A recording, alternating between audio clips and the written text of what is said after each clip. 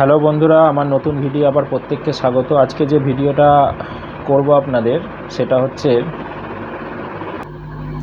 2014 প্রশ্নভুল মামলা সম্বন্ধে অনেকে আমাকে বারবার জিজ্ঞাসা করেন, সেটা একটু আপডেট দেবো। যেটা ম্যাট 1594, তো এই রিলেটেড যার আগ্রহ আছে সে ভিডিওটা দেখতে পারেন। যেটা হচ্ছে আপনারা জানেন, এটা গত বছর 2023 সালের এপ্রিল মাসের একটা ডিভিশন বেঞ্চ অর্ডার করেছিল, যে অর্ডারে বলেছিল যে প্রত্যেককে যারা 2014 পরীক্ষা দিয়েছে তাদের প্রত্যেককে 6 নম্বর দিতে হবে, সে প্রশ্নটা অ্যাটেন্ড করুক বা না করুক। তো এটাতে অনেকেই খুশি হয়েছিল যে হয়তো ওই 6 নম্বর, যেটা 6টা প্রশ্ন ভুল হয়েছিল, পেলে অনেকেই হয়তো পাস করতে পারতো বা পারবে। তো সেই অর্ডারের পরে রিসেন্ট গত মাসে বা এই মাসে একটা সুপ্রিম কোর্টে এসএলপি করে, যেটা প্রাথমিক পর্ষদ। তো সেখানে একটা হিয়ারিং হয় গত 6 তারিখে। তো সেই হিয়ারিং সম্বন্ধে আপনাদের ছোট করে বলবো। যেটা হচ্ছে, এই হিয়ারিংয়ে পর্ষদের যেটা যুক্তি, যে সকলকে এইভাবে দেওয়া যাবে না বা সকলকে দেওয়া সম্ভব নয়, এই টাইপের এসএলপি এখানে ফাইল করেছে। তার সারবর্তা এটাই।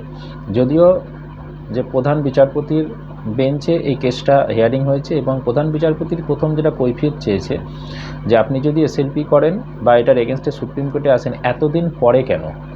এটা হচ্ছে তিনার প্রধান বক্তব্য, যে 1 বছরের উপর এটা অর্ডার হয়েছে, তাহলে আপনি এতদিন পরে আসার কারণটা কি? তো সেই কৈফিয়ত চেয়েছে, এবং এটাকে নিয়ে এর একটা রিলেটেড কেস হাইকোর্টেও চলছে। তো সেটার সঙ্গেও এটাকে মানে কম্পেয়ার করেছে। তো এই হিসেবে ব্যাপারটা একদম হচপচ আকারে আছে, এবং পর্ষদের মূল উদ্দেশ্য বা বক্তব্যই হচ্ছে সকলকে দেব না, সকলকে নাম্বার দেয়া যাবে না। এবং এই রিলেটেড হাইকোর্টে একটা কেস চলছে, সেটাও কি হয় সেটা দেখার পরে এটার অর্ডার বা এটা নিয়ে আমরা ভাবনা চিন্তা করব। তো মূল বক্তব্য সারবর্তা যেটা হচ্ছে, যে এটা হয়তো নেক্সট উইকে আবার ডিভিশন বেঞ্চে, এই সুপ্রিম কোর্টের বেঞ্চে, প্রধান বিচারপতির বেঞ্চে উঠতে পারে।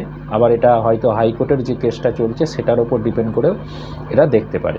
তো বিষয়টা হচ্ছে, মূল বক্তব্য হচ্ছে পর্ষদের, যে আমরা যারা ওই প্রশ্নটা অ্যাটেন্ড করেছে বা ওই কোশ্চেনটা যারা সঠিক উত্তর দিয়েছে, মানে সঠিক যেটা হয়েছে সেই উত্তরটা যারা দিয়েছে বা ওই কোশ্চেনটা অ্যাটলিস্ট অ্যাটেন্ড করেছে, তাদেরকে আমি হয়তো দিতে পারি ইনডাইরেক্টলি। এটাই হচ্ছে পর্ষদের মূল বক্তব্য। যদিও সেটা কবে দেবে, কিভাবে দেবে, এর কোনো সারবর্তা নেই। তো এর মূল উদ্দেশ্যই হচ্ছে পর্ষদ এটাকে ডিলে করছে এবং এই মামলাটার গুরুত্ব কমাচ্ছে, এবং এর পরিপ্রেক্ষিতে যারা সত্যিই বঞ্চিত বা অ্যাকচুয়াল ওই নাম্বারটা পেলে হয়তো যে পাস করতে পারবে এবং পরবর্তী নিয়োগ অংশগ্রহণ করতে পারবে, সেটা থেকে তাদেরকে বঞ্চিত করা। জানি না এটা কতদূর গিয়ে কি সমাধান হবে, কিন্তু আমার ব্যক্তিগত অভিমত, যারা জয় পেয়েছে তাদের জয় আসবে শিওর। হয়তো সময় লাগছে, আরও হয়তো কিছুটা সময় লাগতে পারে। তো সেক্ষেত্রে সুপ্রিম কোর্টে যদি কেসটা চলে, সেখানে আরও 6 মাস, 1 বছর, 2 বছর হয়তো লেগে যেতে পারে। এবং পরবর্তী সময়ে কিন্তু আশা করি সুপ্রিম কোর্টও এই রায়ের কোনো মানে ব্যতিক্রম রায় দেওয়ার কোনো ব্যাপার নেই, বা অন্য রায় দেওয়ার। তার কারণটা হচ্ছে, এটা যুক্তিপূর্ণ এবং সঠিক।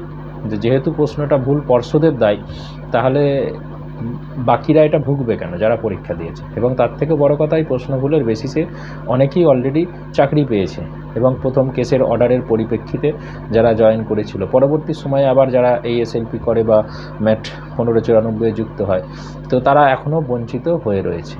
বাকিটা দেখা যাক পর্ষদ কী করে, বা কোর্টে কতদিন কি রায় বেরোয়। যারা এই অপেক্ষায় বসে আছে বা এই 14 টেটের এই প্রশ্নভুল মামলার জন্য অপেক্ষা করছে, তাদেরকে বলবো আরও কিছুটা অপেক্ষা করতে হবে, যেহেতু পর্ষদ সুপ্রিম কোর্টে চলে গেছে, এবং পর্ষদ সুপ্রিম কোর্টে যাওয়া মানেই এটা আরও 1 বছর 2 বছর মিনিমাম ডিলে হতে পারে। কারণ এখানে রায় বেরোনো, যেটা আমরা সুপ্রিম কোর্টে বিভিন্ন কেসের ক্ষেত্রে দেখতে পাচ্ছি, যে একটা কেস যাওয়া মানে সেই কেস ডিলেই হচ্ছে। একটা কেস 2 মাস, 4 মাস, 6 মাস অন্তর একটা ডেট পাচ্ছে, এইভাবে চলতে থাকে। আমি চাই দ্রুত হোক, তাড়াতাড়ি হোক। যারা যারা এখনও পায়নি বা এটা পেলে হয়তো পরবর্তী নিয়োগের ক্ষেত্রে তারা অংশগ্রহণ করতে পারবে, তাদের সুবিধা হবে।